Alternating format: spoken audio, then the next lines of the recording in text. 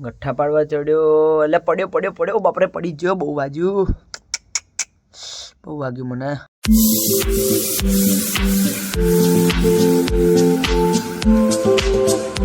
જય માતાજી ને જય શ્રી કૃષ્ણ. બધાને સ્વાગત છે તમારા બધાનું મારા નવા ભાગમાં. તો સવારમાં આજે ફોન આવ્યો કે પાણી વાળવાનું છે, એટલા માટે હું ચાવી લઈને જઉં છું ખેતરમાં આવ્યો એટલે ભાઈ પાણી વાળવાનું તે ભાઈ સામે જ મળી ગયા. હવે હું આવી ગયો છું ખેતરમાં અને હવે તારું બારું ખોલીએ આપણે.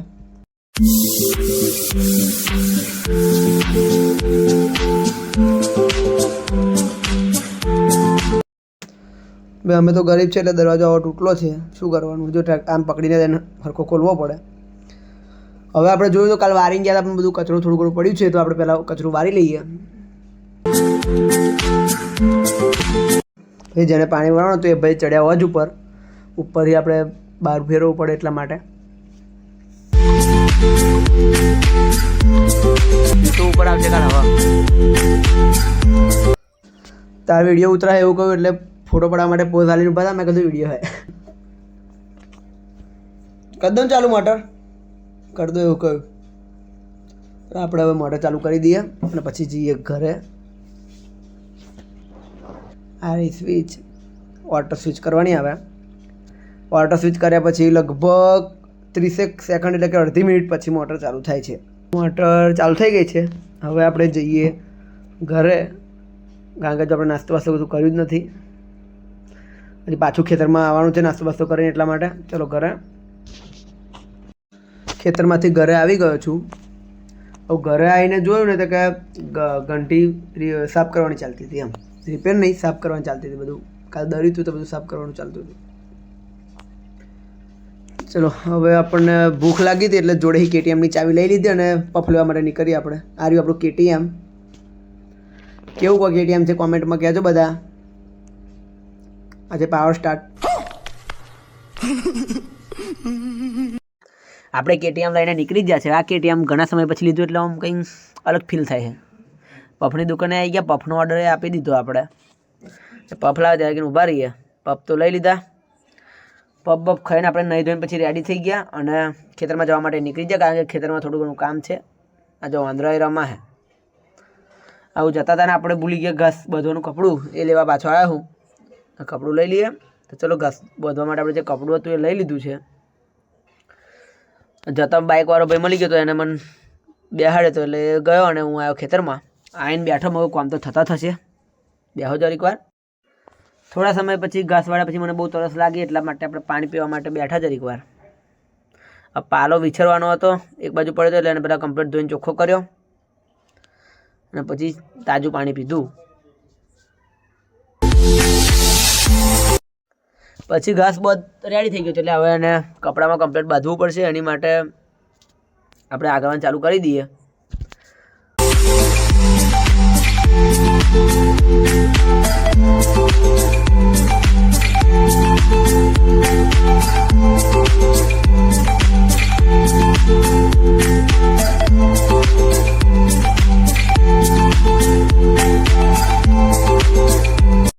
ચલો હવે છેલ્લું અંદર મૂકવાનું બાકી છે. હવે લાગતું નથી આગળ વધારે મુકાય એવું. રેડી થઈ ગયું આપણે પોટલું, બાંધવાનું બાકી ખાલી. અત્યારે વાગે છે 5:30 અને આપણે ગઠ્ઠા લેવા માટે જવાનું છે. ચપ્પલ પહેરી દીધા. આપણે આવી ગયા ખેતરમાં ગઠ્ઠા લેવા માટે. તો આ રહ્યું આપણું બાઇક ને આપણે કપડું પાથરી દીધું છે. હવે ગઠ્ઠા ચલો આપણે ઉપર ગઠ્ઠા પાડવા પડશે ઘરે લઈ જવા માટે. પહેલાં તો આપણે ઉપર ચડીને ગઠ્ઠા પાડીએ. પડે નહીં તો સારું. એટલે પડ્યો. અરે બાપરે ખતરનાક. હા બચી ગયો, વાગ્યું નહીં, સારું થયું. કપડા બધા ગંદા થયા. પણ આજે મેં આવો અખતરો કર્યો, પણ ભવિષ્યમાં જો બાપા કોઈ આવો અખતરો ના કરતા. હા આ તો સારું નીચે કીધું લાકડું બાકડું હતું નહીં, નકર વાગી જાત. ભગવાનની દયાથી વાગ્યું નહીં પડ્યો. પણ જો ગઠ્ઠો બઠ્ઠો ઉપર પડ્યો તો આ બને. હું તો ગભરાઈ ગયો પડ્યો એટલે તરત પહેલાં બહુ કંઈક ગભરાઈ ગયો વધારે જ પડ્યો એટલે બહુ વાસ તો આવી બન્યું. ચલો પડ્યો, વાગ્યું તો નહીં. હવે ગઠ્ઠા ફટાફટ મૂકી દઈએ. એટલે હવે એને ઘરે લઈને પણ જવાના છે, એટલા માટે એક વારમાં 2 જ ગઠ્ઠા જાય છે. હું તો એક વાર 3 લઈને આવ્યા હતો, પણ ગઠ્ઠાને દોરી બધું બહુ અખતરા કર્યા. તાર 3 ગઠ્ઠા ઘેર આવ્યા હતા. મેં કોઈ અખતરો કરવો નહીં. ગઠ્ઠા બાંધીને રેડી થઈ ગયા છે. ચલો બાંધીને તો રેડી થઈ ગયા. હવે એને બાઇક પર મૂકવા પડશે ને.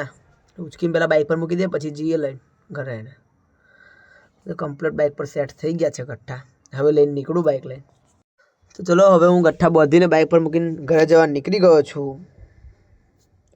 અને હજુ ઘરે જઈને એ બી ચેક કરવાનું છે કે ઓઇલ બાઇકમાં છે કે નહીં, પછી પેટ્રોલ પુરાવી જવાનું છે, બધું ઘણું કામ છે હજુ તો. ઘરે જઈને બધું કરીએ, ગઠ્ઠા બઠ્ઠા એક બાજુ મૂકીને. પપ્પાએ અંદર ચેક કર્યું ઓઇલ છે કે નહીં એવું બધું.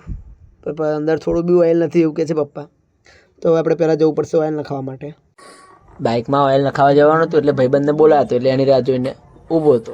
હવે આવે એટલે નીકળી એ આવી ગયો એટલે આપણે પછી નીકળી ગયા ઓઇલ નખાવા માટે. કાકા દુકાન બંધ જ કરતા હતા, અમે આવી ગયા વહેલા આવ્યા. કાકાને ફટાફટ ઓઇલ નાખી દો. કાકાએ કહ્યું એટલે ભાઈબંધે ડબલ સ્ટેન્ડ પર બાઇક કરી દીધું, કારણ કે પહેલાં નવું ઓઇલ નાખવા માટે જૂનું ઓઇલ કાઢવું પડશે.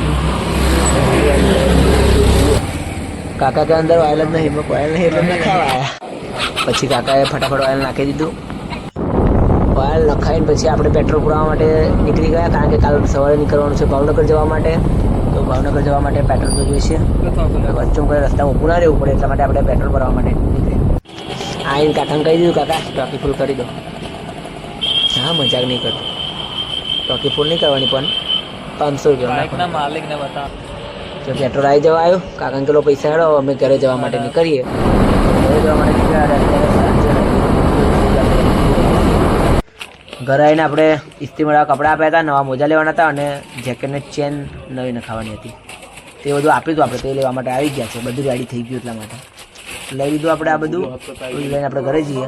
હવે ઘરે આવી ગયો છું.